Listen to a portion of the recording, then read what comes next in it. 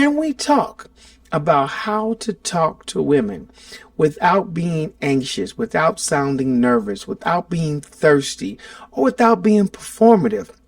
Fellas, it's not about giving game, it's about having presence. Sit back, relax, take some notes. This may actually change your life.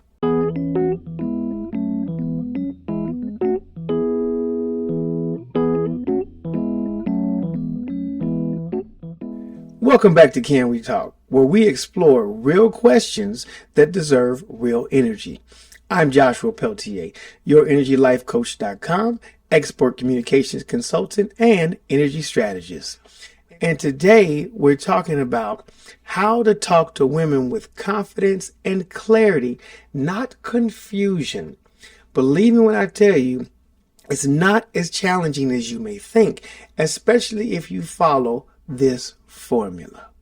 A brother came up to me and said, "Josh, how do you talk to fine women?" I said, "Are you serious?" He said, "Yeah, I don't know what to say." He said, "When I get around a fine woman, I get nervous. I start to sweat." He said, "I start to shake. I get tongue-tied. I don't know what to say. I don't know what to do." So how do you talk to fine women? And I said, "The same way you talk to every woman." He's like, "Huh?" Now the question is, how do you talk to every woman? So the answer to his question is to use the 5C method. What's the 5C method? It has worked for me in elevators, escalators, at the DMV, bars, clubs, outside of churches, funerals. Don't judge. We listen and we don't judge. Doing job interviews. It has worked for me every single instance, every single case. Any place you can think of where I'm able to have a conversation with a woman, it has worked. The first C is have a conversation. Always have a conversation. AHAC. This is another training I have when it comes to public speaking. When you're having a conversation, you're not just asking, "Yo, you got a man?" That's lame. There's only one way that conversation can go. It has no continuation. But you can ask a question like, "What's going on in your life?" Or "What's good in your life?" Or "When was the last time you laughed so hard that you spit up?" Questions. I was at a store and I was in the candle section, and this young lady was in there looking at some candles. And I said to her, "Which candle that if I put it in my house will make me smell good but not too feminine? Because if I have company over, I want her to think that I'm a man, but I want her to think that I have a softer side." And she said, "That's a really good question." She said, "Try this." And then we just started smelling candles together. Next thing I know, we done smelled about 10 candles. She had me to buy 2 of them.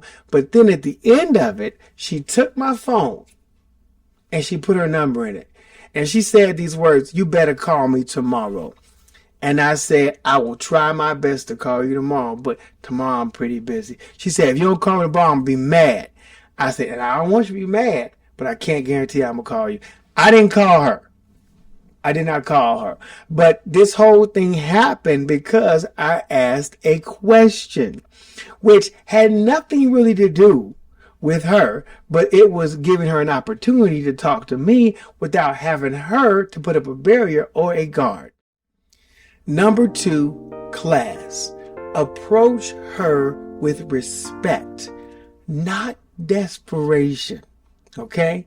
You want to approach her like she has value.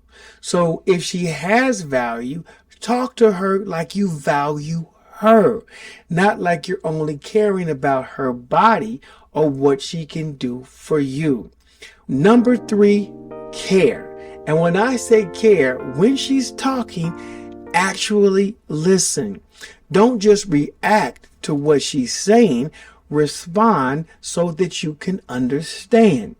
The other day, I was asked to speak at a workshop for veterans on suicide. And The questions were coming at me back and forth, back and forth. People were saying things back and forth, back and forth. I was hearing what they were saying, but I was listening because I had to stay on task what I was talking about. I made sure that when somebody made a comment, I commented on their comment. And then I went back to what I was saying. And somebody in the back said something. I commented on their comment. Then I went back to what I was saying. And right here said something. I commented on her comment and went back to what I was saying. By doing this, it shows that I care about the people that are talking because I'm actually listening. I'm not trying to just spit out stuff to react, but I'm responding to what you're saying. When you do this and you show care when you're speaking to a woman, you're able to listen to what she's saying because you are valuing her words. By valuing her words, you are valuing her. The main thing the woman gave me her phone number when I was looking at the candles is because I was listening to what she was saying. I was wholeheartedly listening to what she was saying on which candle she said I should buy. She felt important in that moment. Number 4 is comedy. A little laughter goes a long way.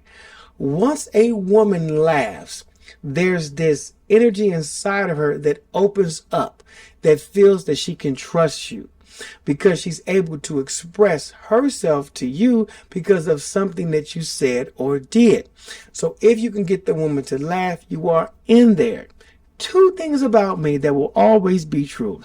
Number 1, I will always be hyper intelligent. My brain moves at a very rapid rate. I'm able to figure a lot of things out. It's a lot of things I don't do well, I must admit. But when it comes to intelligence, my level is high. And number 2, I am ultra hilarious. Facts. I don't care who you talk to. I don't care where you go to.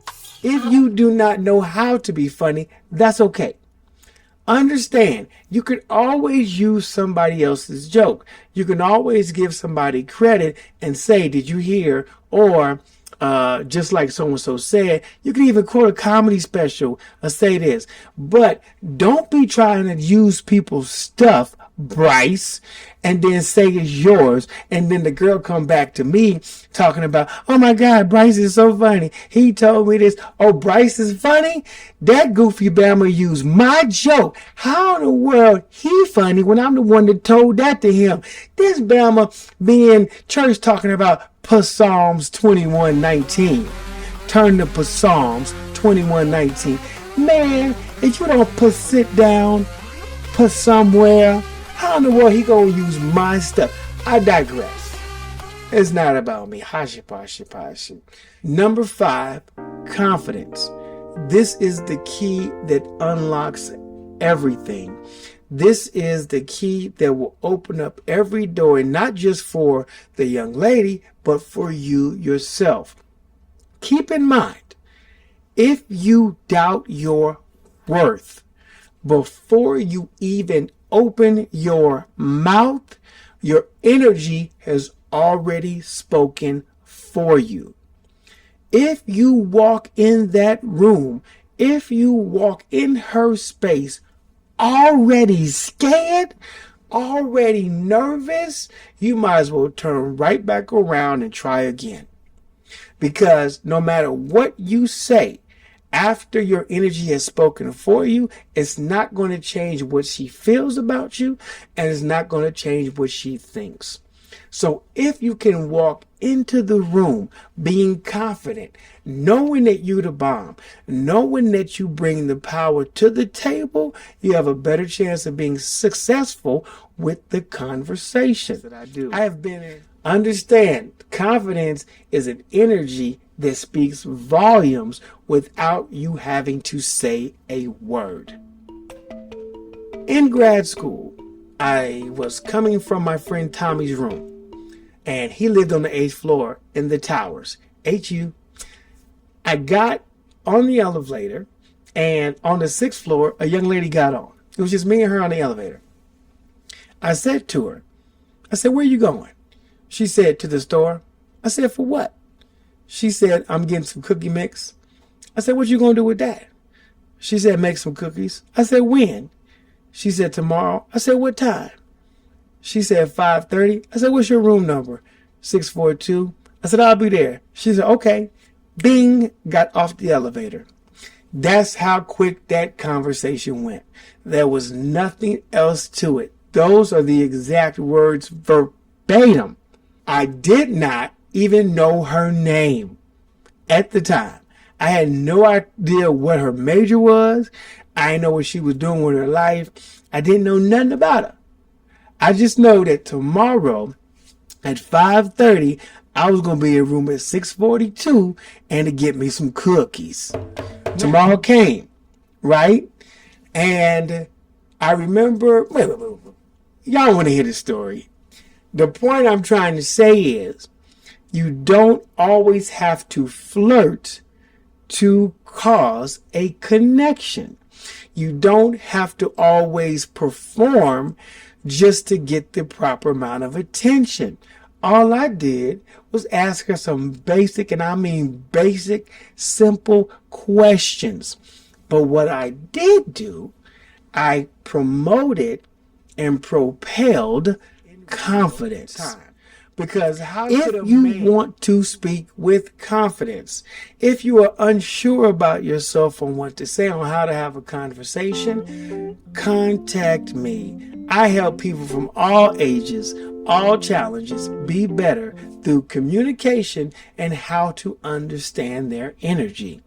Feel free to share this video. If you know anyone who is having some challenges with speaking with other women or just doesn't know what to say in certain areas of their life, send it to them. Feel free to share. Feel free to like it. Please tell someone about it and subscribe. And feel free to comment if you want. I am Joshua Peltier. Thank you for joining for another episode of Can We Talk? And remember, can we talk? Because being silent has never healed anyone. I'm Joshua Peltier. Be well.